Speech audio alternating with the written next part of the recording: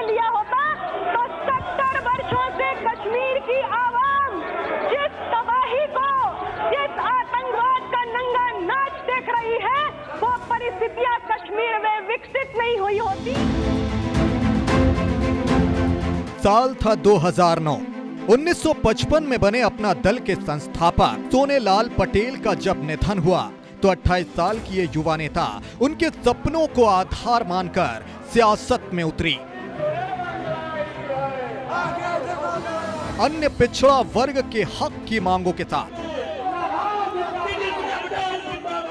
आरक्षण इस देश में हमेशा रहा है, जिसका फायदा, जिसका लाभ हमेशा से सामान्य वर्ग ने उठाया है और सामान्य वर्ग के संपन्न तबके ने 50.5% के अघोषित आरक्षण का लाभ उठाया है। विशेष जाति के हक की पुरजोर मांग अपने दमदार भाषण और मजबूत रणनीति के जरिए ये अपना दल का सिपाही है, आपके सम्मान करने केसरिया नीला झंडा लेकर आपके बीच में आया है। राजनीति में आने के महज 2 सालों के अंदर पहले वो विधायक बनी, उसके बाद सांसद और महज 36 साल की उम्र में मोदी कैबिनेट में मंत्री बनने में कामयाब हुई, सबसे युवा मंत्री के तमगे के साथ। फिलहाल उत्तर प्रदेश के सियासत का अहम चेहरा बन चुकी अनुप्रिया पटेल की सियासी कहानी के कई किरदार हैं। पिता सोनेलाल पटेल, मां कृष्णा पटेल, पति आशीष पटेल, बहन पल्लवी और अमन पटेल। केंद्रीय मंत्री और मिर्जापुर की मौजूदा सांसद अनुप्रिया पटेल का सियासी सफर ऐसे तमाम नामों के इर्द गिर्द घूमता है। 2014 में जब मोदी सरकार बनी थी तब अनुप्रिया को केंद्रीय मंत्रिमंडल में स्वास्थ्य राज्य मंत्री बनाया गया था। लेकिन 2019 में जब दूसरी बार मोदी सरकार बनी तो अपना दल एस को मंत्रिमंडल में प्रतिनिधित्व नहीं मिल पाया। लेकिन बाद में मोदी कैबिनेट के रीशफल के दौरान अनुप्रिया ने एक बार फिर कैबिनेट मंत्री की शपथ ली। सभी प्रकार के लोगों के प्रति संविधान और विधि के अनुसार न्याय करूंगी। उनके व्यक्तिगत जीवन की अगर बात की जाए तो अनुप्रिया का जन्म 28 अप्रैल 1981 को उत्तर प्रदेश के कानपुर में हुआ था। अनुप्रिया पटेल सोनेलाल पटेल की बेटी हैं। सोनेलाल ने यूपी में अपना दल राजनीतिक पार्टी की स्थापना की थी। अनुप्रिया ने मनोविज्ञान में मास्टर डिग्री हासिल की है और एमबीए भी किया है। अनुप्रिया राजनीति में नहीं आना चाहती थी, उनकी इसमें कभी दिलचस्पी नहीं रही। ये बात वो खुद भी कह चुकी हैं।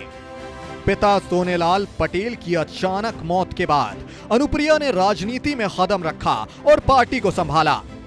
अगर डॉक्टर सोनेलाल पटेल जी के मिशन को मजबूती देना चाहते हो तो जो बात मेरे भाई कह रहे थे ना कि लगा दो आग चिलमन में, न ये झाके न वो झाके। अनुप्रिया पटेल के पिता सोनेलाल अपने समय के बड़े नेताओं में शामिल थे। उन्हें बहुजन समाज पार्टी के संस्थापकों में से एक भी माना जाता है। लेकिन आगे चल के बसपा प्रमुख मायावती से मतभेद के चलते उन्होंने बीएसपी से खुद को अलग कर लिया। सोनेलाल पटेल ने 1955 में अपना दल की स्थापना की जो अन्य पिछड़ा वर्ग का प्रतिनिधित्व करती थी। सोनेलाल पटेल की 2009 में एक हादसे में मौत हो गई। इसके बाद अनुप्रिया ने पार्टी में कदम रखा और राष्ट्रीय महासचिव बन गईं। अनुप्रिया और उनकी 3 बहनों ने ही सोनेलाल पटेल की अर्थी को कंधा दिया था। अगर डॉक्टर सोनेलाल पटेल जी के मिशन को मजबूती देना चाहते हो तो जो बात मेरे भाई कह रहे थे ना कि लगा दो आग चिलमन में, न ये झाके न वो झाके। अनुप्रिया ने जब सियासत में कदम रखा तब उनकी उम्र 28 वर्ष थी। अनुप्रिया पटेल की मां कृष्णा पटेल के हाथों में पार्टी की कमान थी। अनुप्रिया अपनी मां को सहयोग करती रहीं। आगे चल के परिवार में तनाव हुआ और पार्टी दो फाड़ हो गई। हालांकि अनुप्रिया ने कभी अपने कदम पीछे नहीं खींचे। उत्तर प्रदेश में 2012 में हुए विधानसभा चुनाव में अनुप्रिया ने वाराणसी के नजदीक रोहनिया विधानसभा से जीत दर्ज की थी। इसके बाद 2014 में पार्टी ने बीजेपी के साथ गठबंधन कर लिया और अनुप्रिया पटेल मिर्जापुर से सांसद बन गईं। अनुप्रिया को सांसदी मिली तो रोहनिया विधानसभा की सीट खाली हो गई। इस सीट पर उपचुनाव हुए और अनुप्रिया की मां खुद रोहनिया से चुनाव लड़ी। हालांकि अनुप्रिया चाहती थी कि उनके पति आशीष सिंह पार्टी के उम्मीदवार बने, लेकिन ऐसा नहीं हो पाया। इसके बाद परिवार में और तनाव पैदा हो गया। ये तनाव ऐसा बढ़ा कि अनुप्रिया और मां कृष्णा पटेल पार्टी के अध्यक्ष पद पर अपना अपना दावा करने लगी। कृष्णा पटेल ने चुनाव में मिली हार के बाद कुछ महीनों में अनुप्रिया पटेल और उनके 6 सहयोगियों को पार्टी से बाहर का रास्ता दिखा दिया। हालांकि तब तक अनुप्रिया पटेल अपनी अलग पहचान बना चुकी थीं। वो केंद्र में मंत्री भी थीं। साल 2016 में अनुप्रिया ने अपनी अलग पार्टी अपना दल सोनेलाल का गठन कर दिया।